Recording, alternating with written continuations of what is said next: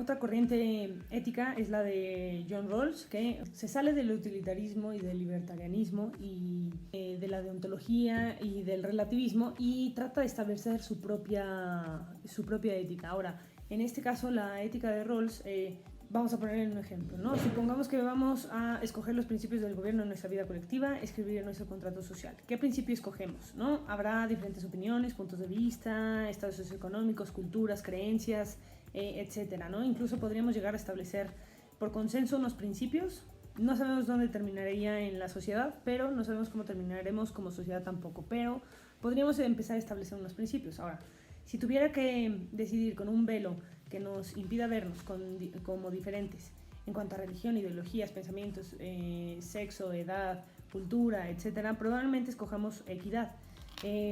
No escogimos lo que nos conviene por los principios, sino ya que el interés moral es el mismo para todos, al quitar los prejuicios religiosos y morales.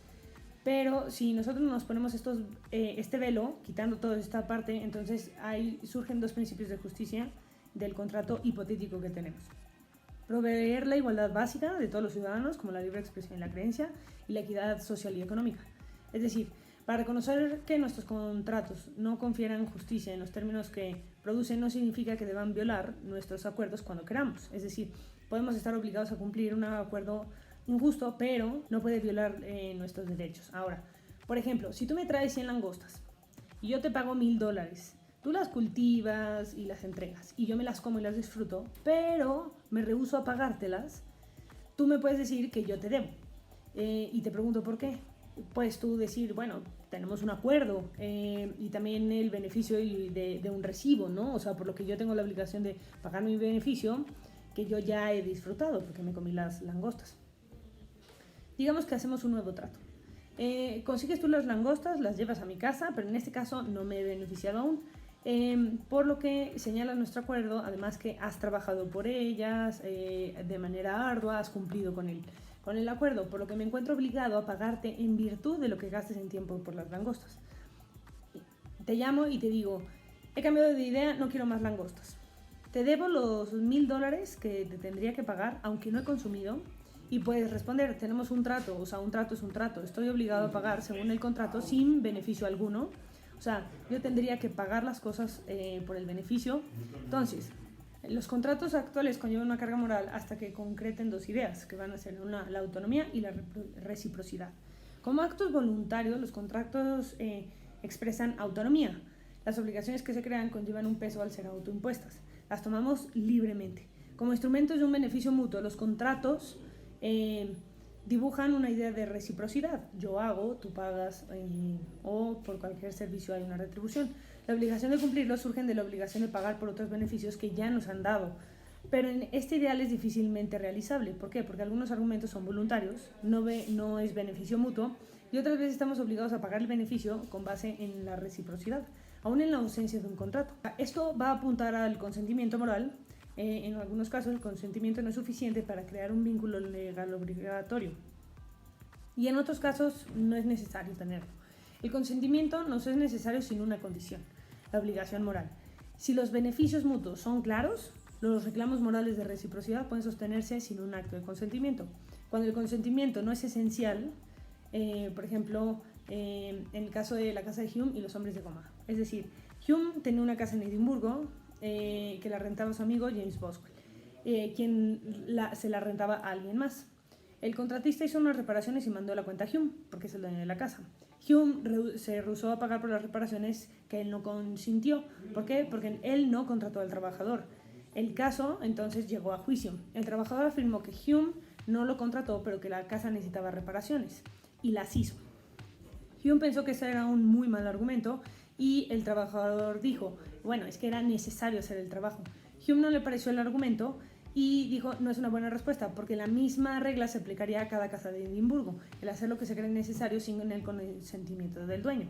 Todo el mundo necesitaría reparaciones, entonces ¿por qué no las hizo a todas las demás casas y solamente a la de Hume?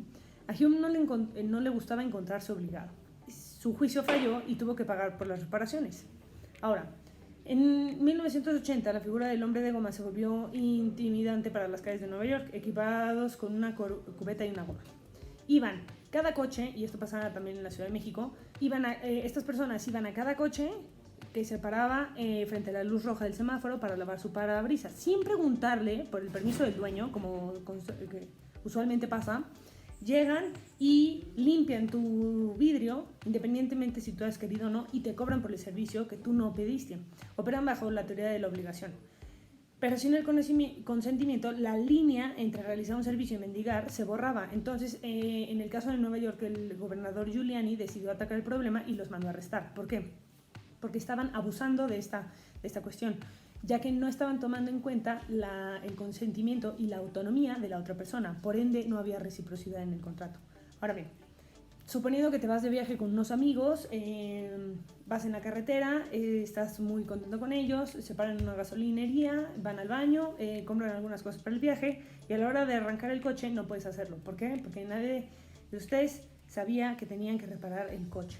No sabían ni qué hacer y qué se necesitaba para que el coche andara. Entonces lo que sucede es que llega un coche, un letrero de reparadora de coches Sam, y el conductor se baja y les pregunta si necesitan ayuda, ¿no? Entonces su modo de proceder es, a ver, cobra $50 la hora de reparación. Si arregla su coche en 5 minutos, solo le deben $50. Si su coche no lo puede arreglar en ese momento, de todos modos le van a deber $50, porque él cobra la hora, independientemente de si lo arregla o no. Ahora, tú puedes preguntar cuáles son las probabilidades de que arregle el coche. Entonces, lo que hace esta persona es que se pone a revisar qué es lo que le falta al coche, qué es lo que tiene, y dice, bueno, no tiene problemas de ignición, todavía tienen 45 minutos. Quieren que revise el cofre, y entonces tú puedes decir, oye, a ver, espérame. Todavía no te he dicho que sí, todavía no tenemos el acuerdo. Pero entonces el señor de la reparación se enoja y te responde, bueno, pero entonces yo ya te dije que ya había revisado algunas cosas, entonces, ¿qué? ¿Lo que no reviso no se cobra? Y eso es lo que puede confundir el consentimiento de lo que busca el reparador al buscar el problema del coche que ya está trabajando. O sea, él ya empezó a trabajar, independientemente si tú le dijiste que no. Entonces, como ya te diagnosticó, ya te dio ciertos temas, entonces, de cierta manera, tú ya le debes. Porque él ya empezó a trabajar, aunque tú no le hayas dicho, porque al final del día es el experto. Entonces, el reparador Sam se dio por enterado que ya estaba contratado. Por ende, ya había ganado sus $50, independientemente de lo que había pasado. Lo que él cree que es una obligación, debe primero haber un acuerdo y un consentimiento. Si no hay un consentimiento, no puede haber un acuerdo y por ende no puede empezar el trabajo. Ahora, si el reparador hubiera reparado el coche, en nombre de la reciprocidad, simplemente es agradecerle y seguir el camino, por lo que parecería injusto. Pero no significa que no se haya contratado. O sea, cuando una persona hace algo de manera voluntaria, el contrato se pierde. Porque entonces ya no hay ni acuerdos ni consentimientos. Se puede agradecer las atenciones, pero ya se pierde esa línea. Ahora bien, un contrato o un arreglo de consentimientos se presupone que se debe dar entre iguales. Pero en la vida real esto no funciona así. ¿Por qué? Porque ¿qué pasaría con un contrato que no sea de servicio, sino de algo más que un trueque, sino que debería ser nuestros derechos y deberes como ciudadanos, proceder de manera consentida, ¿no? Considerar las dos partes. Pero cuando uno no sabe cuál es su lugar en el mundo, no sabe cuáles son sus fortalezas, debilidades, sus valores o fines, este velo no asegura que nadie vaya a tomar ventaja de esto, aunque sea sin quererlo, de una posición favorable, de acuerdo. Esto es lo que sucede caemos en la arbitrariedad, que debe ser corregida para ajustarse a las circunstancias del contrato en una situación ideal. La gente no elige los principios de gobierno de su vida con prospectos que pueda tener oportunidades, sino que más bien, si le gustara el riesgo, la gente no tomaría riesgos, por lo que las decisiones morales no pueden ser tomadas al azar. Las decisiones morales tienen que tener un panorama, tienen que tener una base. Y justo uno de los medios de esto, para corregir la desventaja social y económica, es una injusticia por meritocracia, consiste en ir más allá que la mera formalidad de igualdad de oportunidades. Así que si quitamos los obstáculos para que se apruebe la igualdad de oportunidades, para que aquellas familias pobres puedan competir en la misma base que tienen privilegios. O sea, el contrato tendría que salir de las mismas bases, pero ¿qué pasa cuando una persona está más necesitada que otra por su situación económica, social o física? Pues entonces ya no podríamos contar con un consentimiento o con un contrato como tal. En el caso de la meritocracia, entonces nosotros nos enfrentamos con este punto, ¿no? La distribución de suelo y la riqueza se da en el libre mercado, es justa. ¿Por qué? Porque todos tienen la misma oportunidad de desarrollar sus talentos solo si todos comienzan de la misma salida de la carrera, ¿no? Podemos decir que aquellos que tienen la ganancia son los que la merecen. ¿Por qué? Porque el corredor más rápido no va a recaer en mí para salir adelante. O sea, ya de entrada ya no somos iguales. Incluso ahorita, hoy por hoy, la sociedad está regresando a una especie de racismo, ¿no? Entonces, en donde se cree que unos van a tener unas enfermedades, otros por el color de piel van a tener otras oportunidades, o van a ser marginados, o ya van a ser culpables. Entonces, este es justo uno de los problemas. Pongamos un ejemplo. Es el año 2081. Todos estaban iguales, nadie era más inteligente que unos, ni más bellos, ni más rápidos, ni más lentos. O sea, todo el mundo estaba igual. Y entonces nadie tenía diferentes cosas. Incluso esto puede ser hasta más familiar si ustedes leen Fahrenheit 451, en donde todo el mundo quiere ser igual, ¿no? Entonces hay una frase que el jefe de bomberos le dice a Montag, que es uno de los personajes principales, que es bombero, que se dedican a quemar libros, ya no apagan incendios, sino que más bien los provocan. Dice, cuanto mayor es la población, más minorías hay. Las universidades producían más corredores, más saltadores, más boxeadores, más nadadores, y en vez de profesores, críticos, sabios y creadores, la palabra intelectual, claro está, se convirtió en un insulto que no merecía ser. Hemos de ser todos iguales. Entonces, todos son felices porque no pueden establecer diferencias ni comparaciones desfavorables. Entonces, ante esta igualdad que todos tenemos, no podría haber ninguna queja.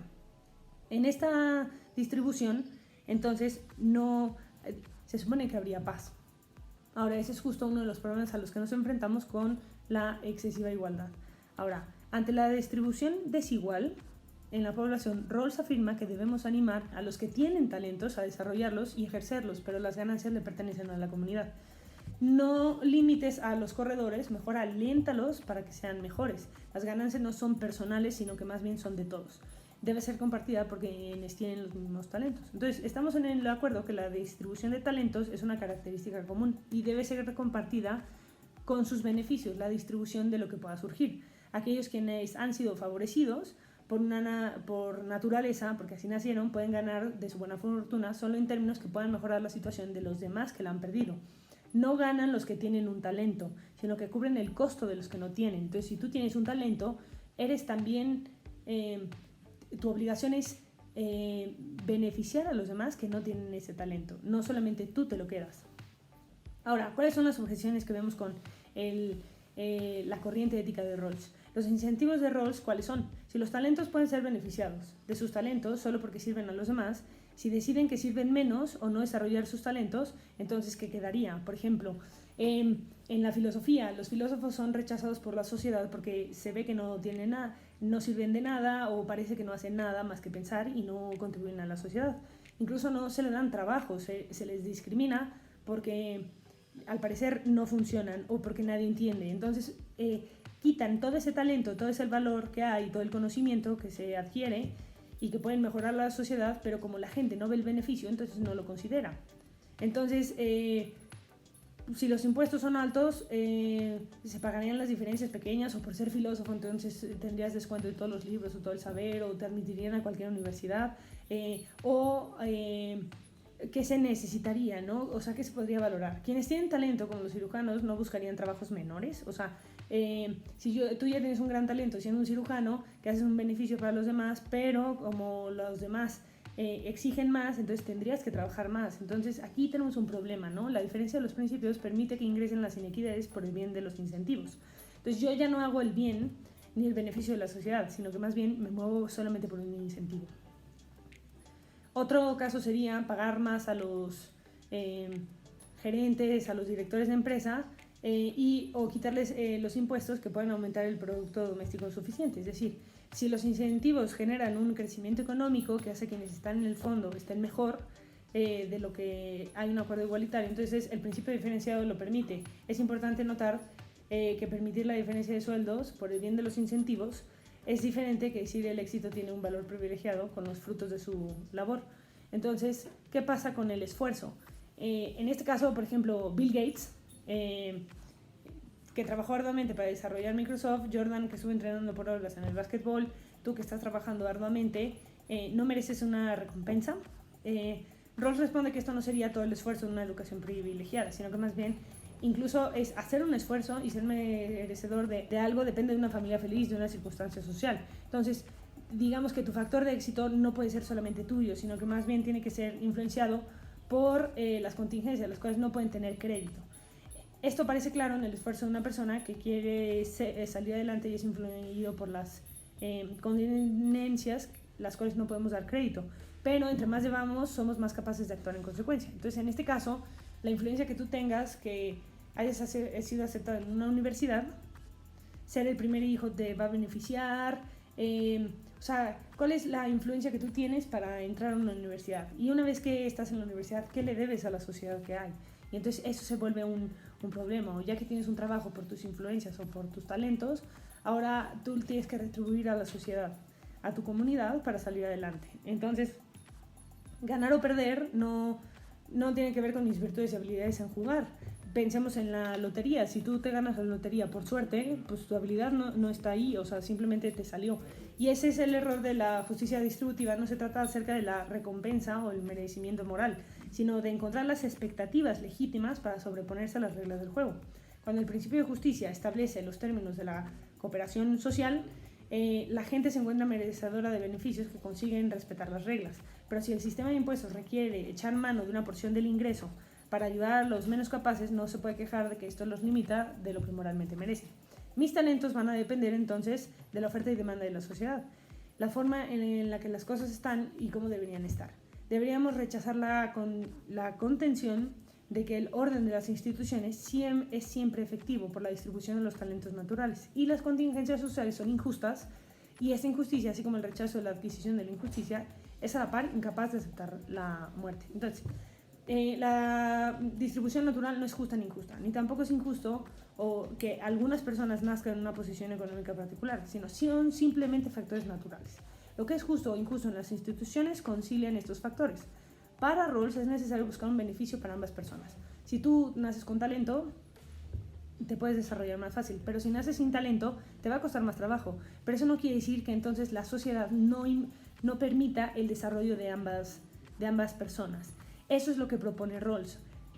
Sin embargo, hay fallas dentro de su sistema, ya que entonces yo dejaría de usar mis talentos para que entonces deje de tener el beneficio de toda la sociedad puesto en mí. Y eso es justo uno de los problemas a los que nos enfrentamos con esta corriente ética.